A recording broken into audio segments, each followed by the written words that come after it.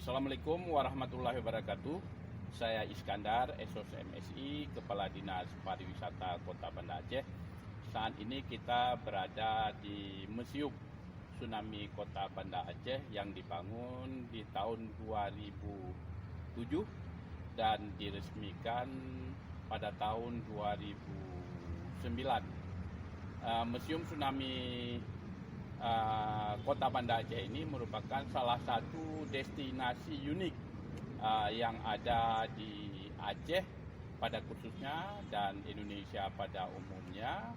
Dan Museum Tsunami ini di tahun 2020 menjadi salah satu nominasi dalam ajang Anugerah Pesona Indonesia tahun 2020.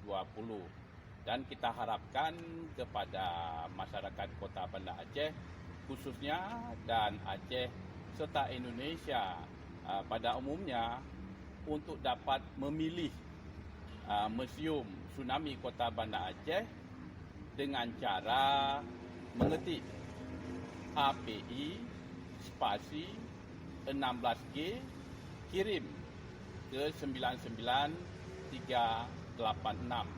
Mudah-mudahan dengan dukungan dan doa kita semua, Museum Tsunami Kota Banda Aceh ini nantinya bisa terpilih pada ajang Anugerah Pesona Indonesia tahun 2020. Demikian, terima kasih.